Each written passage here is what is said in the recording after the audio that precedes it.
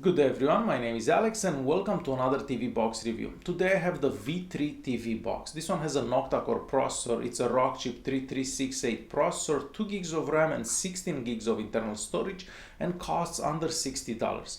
Of course, I'll have some links in the video's description if you want to check it out. Next, let's check out what comes in the box with this and then let's see how it performs. Let's begin.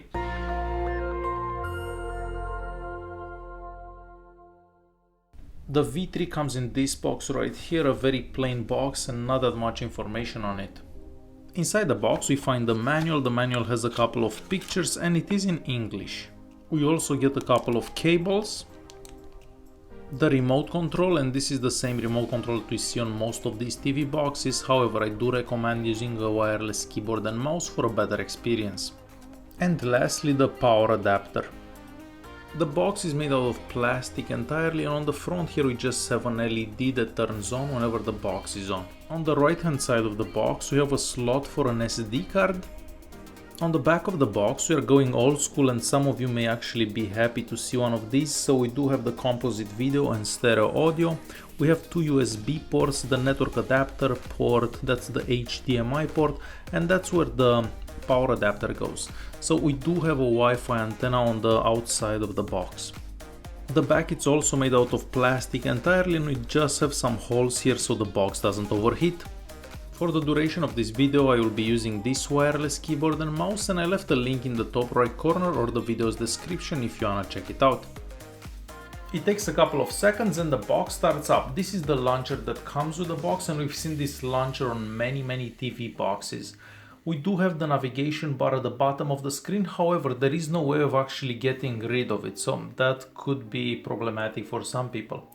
Let's open the apps and see what apps come pre-installed. So I already see the Google Play Store, Skype, Netflix and YouTube. So regular apps, and since we have the Play Store we don't really need anything else aside from that. If I go into the settings app, so the settings app does look like stock Android. I'm happy to see that the box does have Bluetooth, and I will be using the Bluetooth while playing a game later on. Let's go into storage here first. So out of the 16 gigs of internal storage we have available about 11. Unfortunately you cannot install an SD card as internal memory. You can put an SD card inside, however you will not be able to install apps onto the SD card. If I go to display here and HDMI, we can select whatever resolution we want for the TV. However, these are the resolutions available for this particular TV, so for your TV it may be different. Let's move on towards device, about device. So here we can see that it's running Android 5.1.1 and that's the model number. And lastly, at languages and input, these are the languages available onto this box, so I'm just gonna scroll through them. Hopefully you see the one that you're interested in. So quite a few languages. And one last thing I want to show you in the settings app here. If you click on home, this box actually comes with a couple of launchers. So now this one, it's selected, the one that you've seen before. And if I click onto this one, the box will look like this.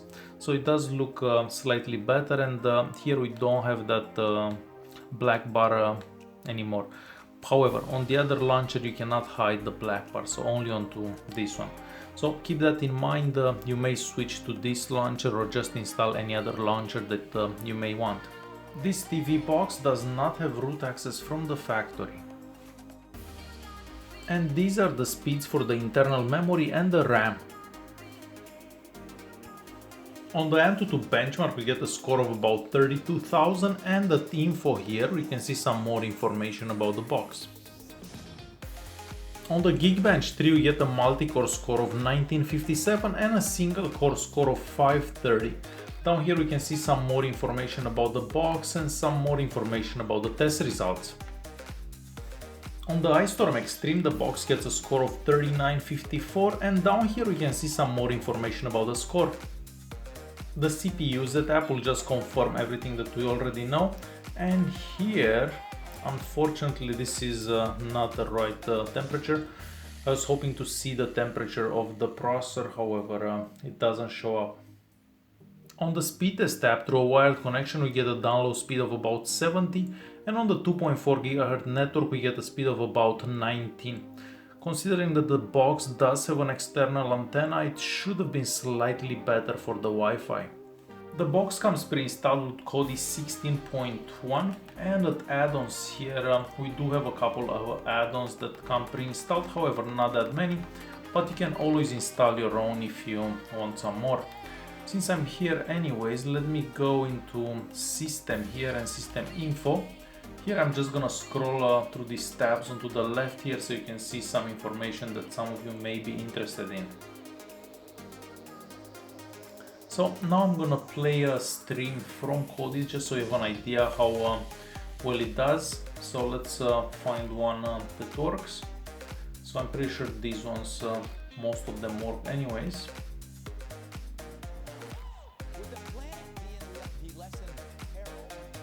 And one of them already started, so it does seem to go very good, and I wasn't expecting anything less because the box is connected to the internet through a wired connection, and there shouldn't be any reason why Kodi wouldn't go smooth.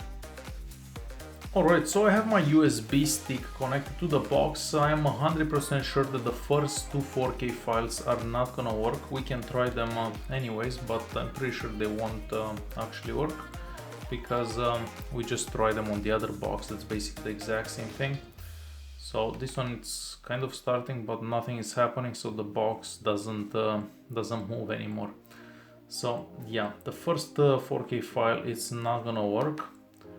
I'm just trying to exit this, so I had to do that.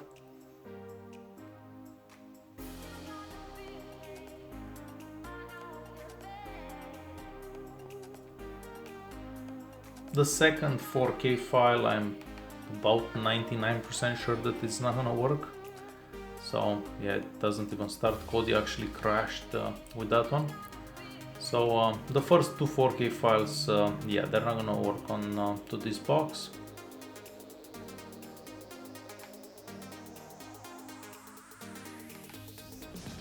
Let's try some different files. So let's try this one right here. This one works. We'll stop this one. Let's try this one here. I'm 100% sure this one is gonna go without any issues. And as I was expecting, it does go very well. Let's try this 1080p file from here. And this one also works very well. Now this one right here, this one, it's a 4K file filmed with my phone. So I'm very sure this one will do fine. And yeah, it does seem to do fine. So this one is at about 20 frames per second or something like that.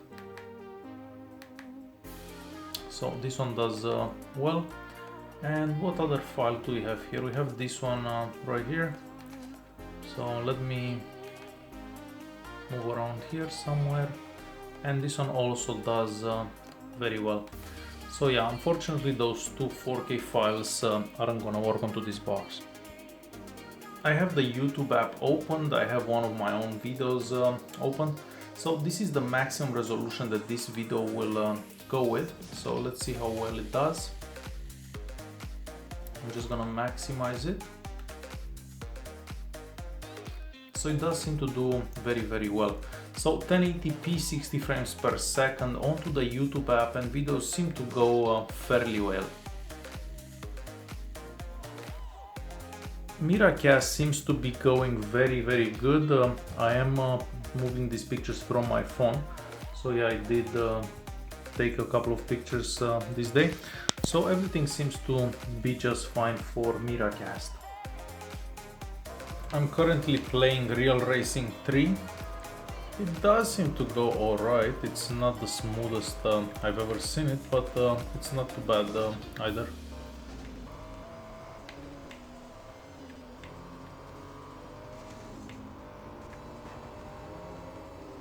And I do have the Bluetooth controller connected to the box at this particular time.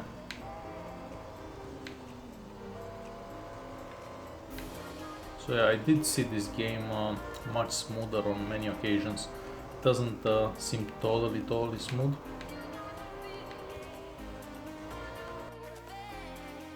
Alright, in order to conclude this video, so the Wi-Fi is not the fastest, however it does work much better than most of these TV boxes. We do have the black navigation bar at the bottom of the screen, however you cannot hide it with this launcher. You can with the other launcher that comes with the box. Other than that, there are a couple of issues with the Play Store. If you're trying to download any apps like a benchmark app, for example Antutu or Geekbench or anything like that, the Play Store will shut down. So I'm pretty sure that's done on purpose. However, you can search benchmark instead of Antutu and then you can install whatever apps. So aside from that, the box did seem to go fairly good. Those two 4K files, yeah, they don't work onto this box, but realistically, how many 4K files are you gonna see? If you want to check this box out, I left some links in the video's description. If you have any questions, feel free to write a comment down below in the comments, and hopefully you enjoyed the video. Thanks for watching.